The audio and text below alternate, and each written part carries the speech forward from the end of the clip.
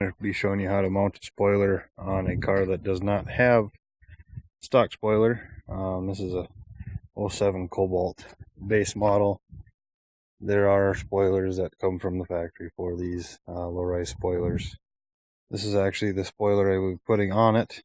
It's off of a Pontiac Sunfire coupe, so that's why even if I wanted to put this on this car, I have to do custom drilling.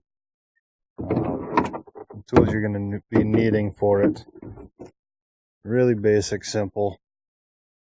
Obviously, drill bits and a drill, tape measure. I got a Sharpie there and some masking tape. First thing you want to do is make sure that if you're not putting a stock spoiler on a vehicle and you're putting one off of another car, or you're putting an aftermarket one on, like some of them bench style spoilers, is you're going to want to measure it out. So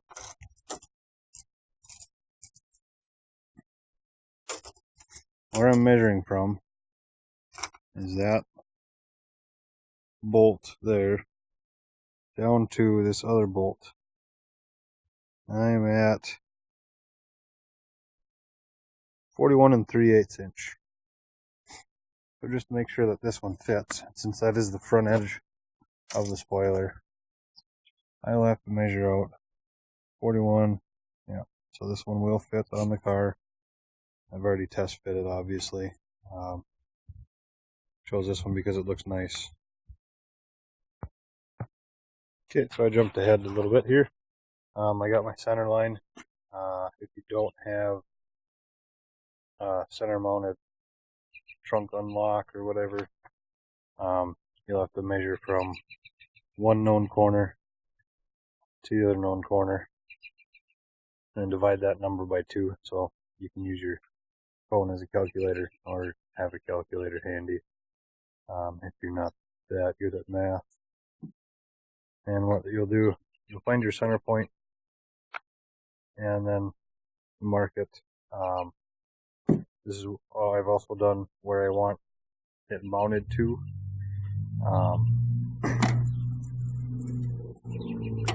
So these bolts are 3 inches from this edge, and I want that top edge to meet at this edge of the trunk.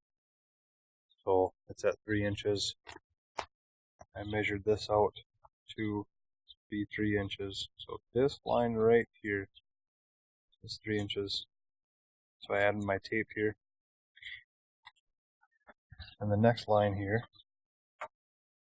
measure those up. That's at 6 inches from center to center of those mounting bolts. So then now on this tape line, that is 6 inches center to center. See that? The next line you'll do is for these corner pieces. An easier way to do it so that you got everything else squared is because you have these holes marked for these 2 bolts, which will also give you center. And because you have them measured even distance here and even distance here, you can drill these holes now. So I'll show you how to select your drill bit. Alright, so selecting your drill bit, because you want the hole in your trunk that you will be mounting your bolts through to be larger than this, so it doesn't catch, so you don't cause more paint damage after you're drilling. You want the hole to be larger than your mounting bolts. Easiest way to do it without using a micrometer to measure that out is to take the bolt or the nut that goes onto the bolts, and you find the largest drill bit that'll actually fit inside of that. So that one fits inside of there. And that one is a 3/16. Now, like I said, you're going to want it to you're going to want the mounting bolts to slide through freely and not catch on anything. So the largest one that fits in here is 3/16. So what you'll be drilling your mounting holes with is the next size larger. This one does not fit inside that nut. That means it is larger than this bolt.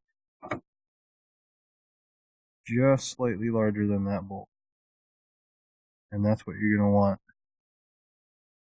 for your mounting holes. Drill your mounting holes with.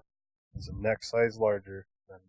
So I've got the center holes drilled off that main mounting point, which gave us a reference off of the center point.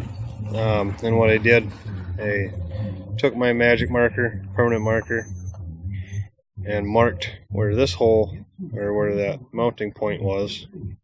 I put a piece of tape over it so then you don't get your metal shavings off the drill bit. And marked that, drilled it out, did the same thing on this side. And then up here, put the spoiler on off of these holes and these holes. If you only have 4 mounting points, then you won't have to do as much as I am right here. But the next point, you'll basically take your permanent marker and mark your 2 different center points of the mounting bolts. And the next one you'll take and tape off one spot, and then you'll take and put a piece of tape next to this line, just like I did over here. So you got 2 pieces of tape, and where you'll drill is on this line. You can see through the tape, and then right in between these 2 pieces of tape, and that's your center point for that. You don't have to do a center punch, just make sure your drills are sharp. Drilled for all the mounting points. What I use after that is these little rubber grommets. They're a rubber washer. That's what they were labeled as at my fleet store. The other thing, if you can't find these rubber grommets, I got 2 different sizes here. You can buy what's called sheet packing. It's for sinks and faucets. Sometimes you can get away with the ones for toilets and stuff, but these are rubber sheets, 2 different thicknesses, but you don't want water intrusion into your trunk. Now that you drilled holes into your trunk, you're going to want to seal that up. These are just sheets of rubber. You can cut them to fit. If you don't have this foam, mine's painted over. This one got pulled off, but just so you don't get water in your trunk, it's a good idea to seal up that hole. If you can't find the sheet rubber or these rubber washers, these guys, you can just use a RTV silicone, and you basically make your own gasket around each hole, just to seal that up. But I'll show you. You got all your holes drilled on the trunk lid. You're looking on the inside. You should now have holes through your trunk lid. These ones, and then the ones, since I have 6 holes, I don't know if you can see that or not. You kind of see the one peeking out over here, right here. See the light change. So this one's going to be kind of a pain in the butt to get to, but it's still, you're still able to get to it. If you cannot get to them, you can take either a cutoff wheel or a pair of metal shears and just notch it out a little bit. There should be holes cut into your deck lid specifically to lighten it up. If not, I mean, then you're going to have to look into either a step drill or a hole saw, and you'll cut into your backer, the backing to your trunk. This adds rigidity to it, so it's not just a piece of sheet metal. So after all that, get your grommets in or whatever you're using to shore up the holes that you just drilled into the trunk, and then you'll mount it. My spoiler looks like mounted.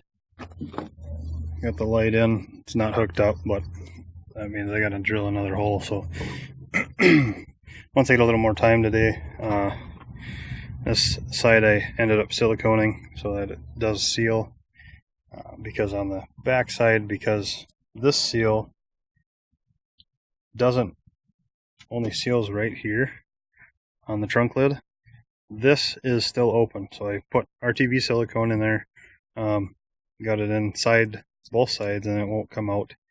But you got a mounting hole. I ended up having to cut that out. I just use a metal shears. Then I got my two main mounting points there. Other than that, I mean, that's all you got. So that's the spoiler.